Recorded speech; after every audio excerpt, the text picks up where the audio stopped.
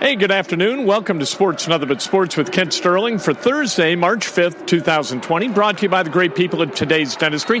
Dr. Mike O'Neill, the best dentist that there is in the world. He's been my dentist the last 26 years. Make him your dentist today.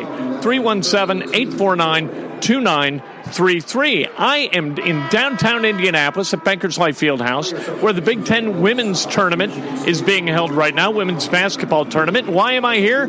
Because if you hang a scoreboard, if you're keeping score and you got a ball, I don't care what the score is, I don't care what sport they're playing, I can find context to enjoy that kind of competition. And women's basketball, I think, is actually in some ways more fun to watch than the guys. So, yeah, I'm down here today. I'll be here tomorrow. I'll be here all weekend. But the one time that I won't be here is when Indiana's playing Wisconsin on Saturday, and then immediately following, or that night, you've got Butler taking on Xavier at 2 o'clock on Saturday. Purdue hosts Rutgers. So, you know what? On Saturday, there's some things for me to do, I got to be honest with you. And regardless of who's playing, I am likely to be watching those games on TV instead of coming downtown to watch these games. Indiana doesn't play until tomorrow. Purdue playing right now. They are going to win against Michigan State. Or if you're listening to this a little bit later, I'm sure that they have won. As I'm recording this right now, the score is 46-31 in favor of the Boilermakers about halfway through the third quarter. So let's talk about Indiana basketball. Last night they took on Minnesota. They get the win. They win by 5, 72-67. And Minnesota inexplicably refused to double the block. Teams that have been successful against Indiana have doubled the block and allowed the guards to shoot. If you double the block, that's Trace Jackson-Davis, that's Joey Brunk. If you dig on Joey sometimes is going to give it up. Last night, none of that happened. Joey Brunk with 12 points, 8 rebounds. Trace Jackson-Davis with 18 points. If you allow Indiana to feed the post and then put the ball up from the post, you are going to lose to Indiana. Now, Indiana, for their part, I didn't think their strategies were entirely sound either. I have no idea what they're doing with that hard hedge. I thought they gave that up 5-6 games ago, and all of a sudden that defense kind of turned a corner. Last night, the hard hedge was back, and so is Oturu, who was really good last night, scoring buckets, and then he was also good kicking it out if Indiana did come down to help after the hard hedge.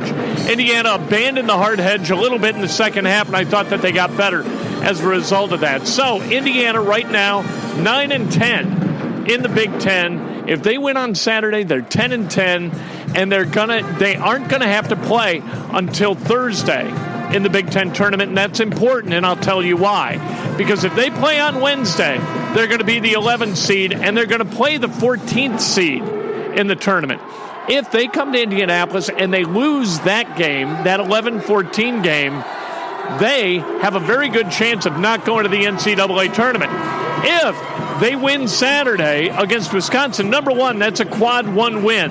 Number two, it pushes them in all likelihood to a Thursday game where they'll play a better level team.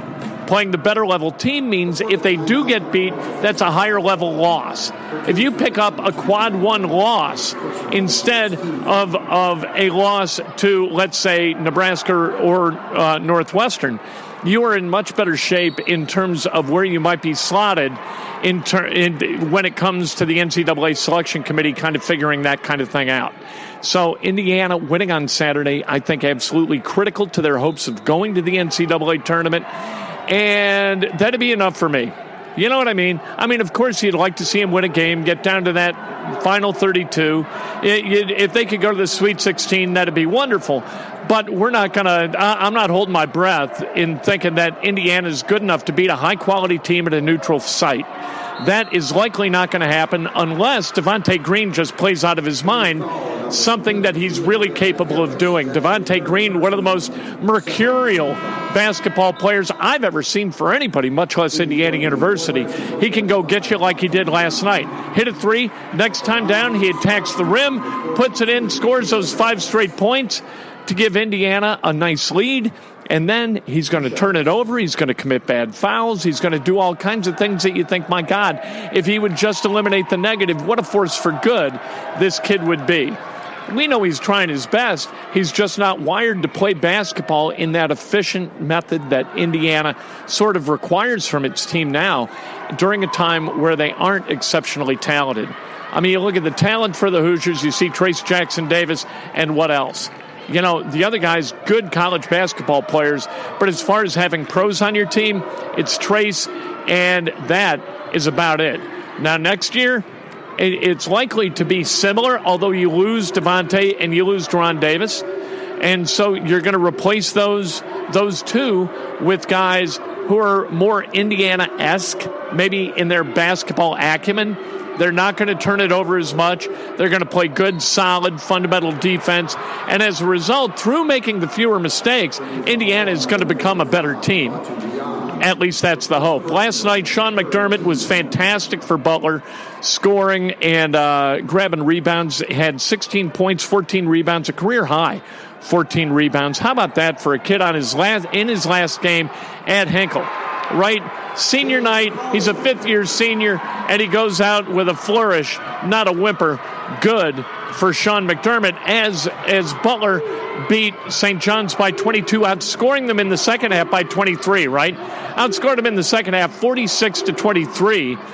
And that gave Butler the win that they need in order to definitively write their name in ink in the NCAA tournament, because if they had lost last night and then they go to Xavier on Saturday night and get beat and lose in the first round of the Big East tournament, that's not much of a resume, to be honest.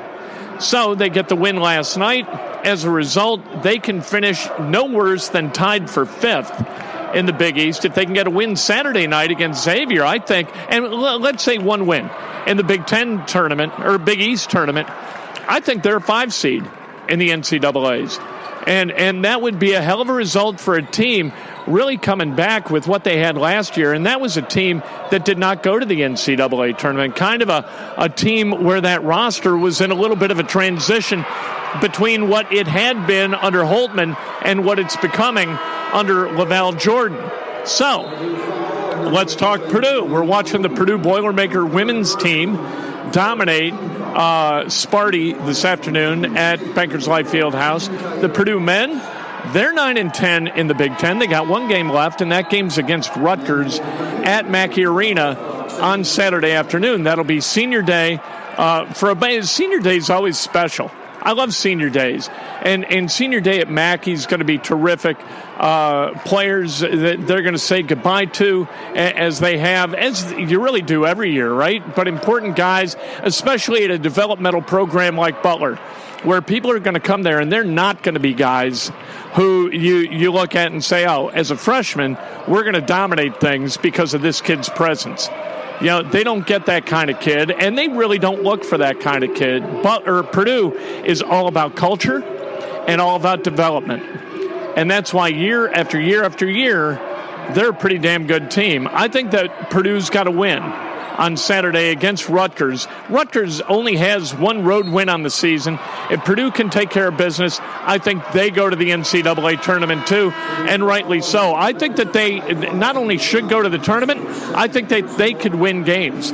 I think that they could go to the Sweet 16. They're good enough defensively to get that done.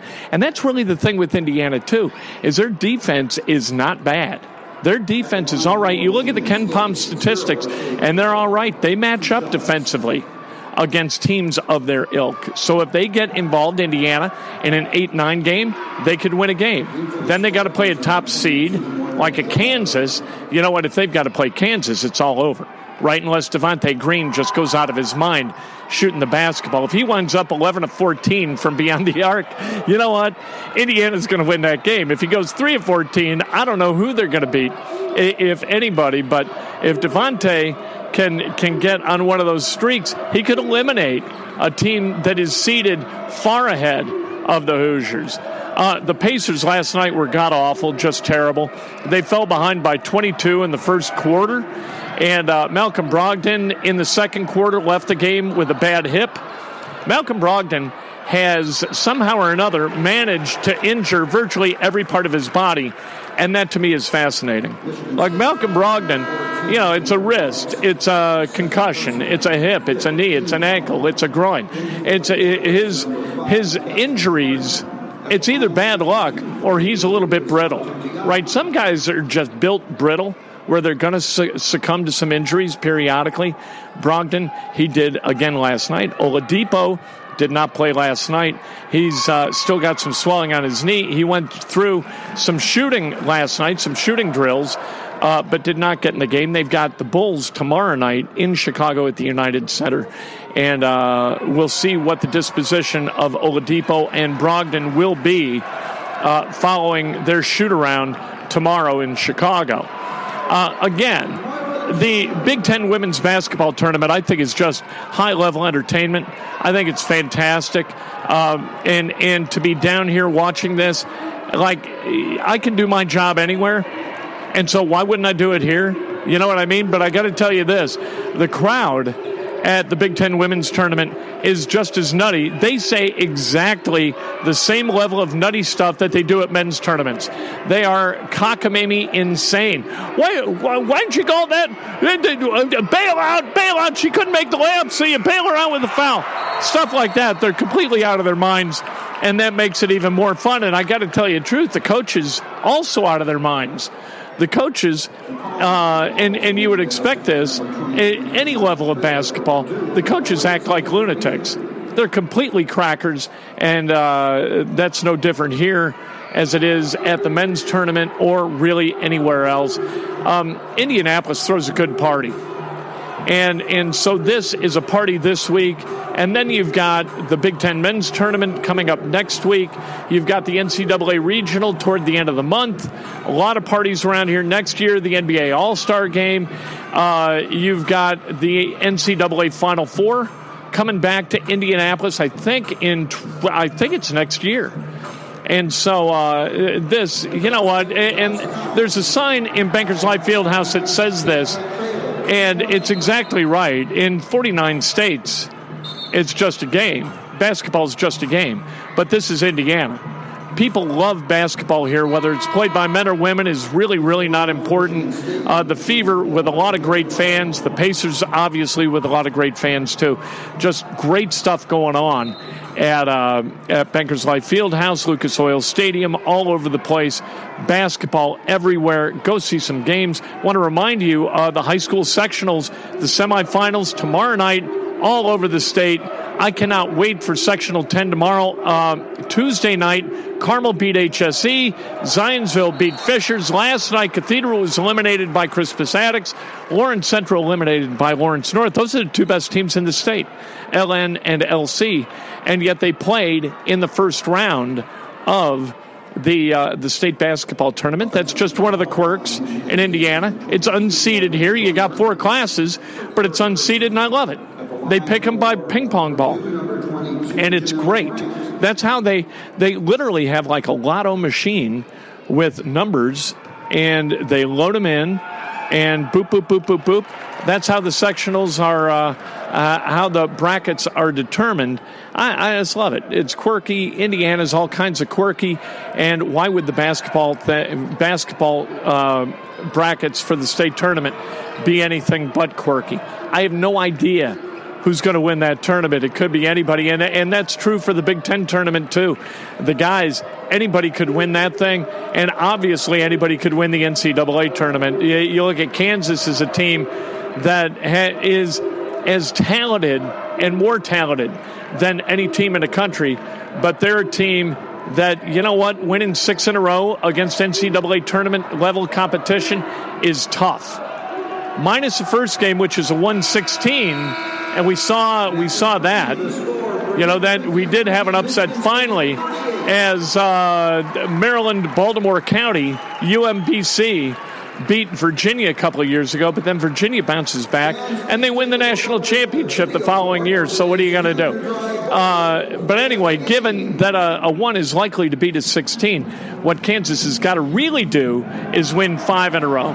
And that gives them an advantage, but it's not much of an advantage because there is so much parity in college basketball that it's I expect nothing but upsets throughout the tournament. And in the Big Ten tournament, you are likely to have, or at least you could have Indiana or Purdue be the 11 seed and be 10-10 in the Big Ten. So you could have a 500 team in the Big Ten with big, high-level quality wins playing on Wednesday, needing to win 5 in a row in 5 days in order to hoist the trophy at the end of the Big Ten tournament.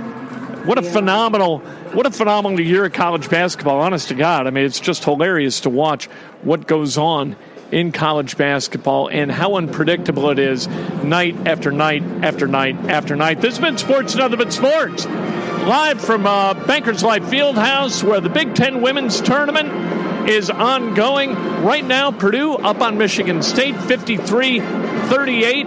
I'm going to go ahead and guess that Purdue's going to hold on to that lead, and we're going to project. We have a projection. Just like CNN projects winners in the primaries, we project Purdue will move on to play the top seed in this tournament tomorrow. Whoever the top seed is, I don't know. I just show up and watch the games. That's all I do. Tomorrow morning, Breakfast with Kent on Facebook Live at 8 o'clock straight up, and then at about 8:15 on Periscope and on Twitter. On YouTube, also, it's a show so nice, we actually do it now. We do it 3 times. Are you kidding me? We never stop working. We never stop grinding. That is my solemn vow to you. All right, we'll talk to you tomorrow morning, brought to you by the great people at Today's Dentistry. Join me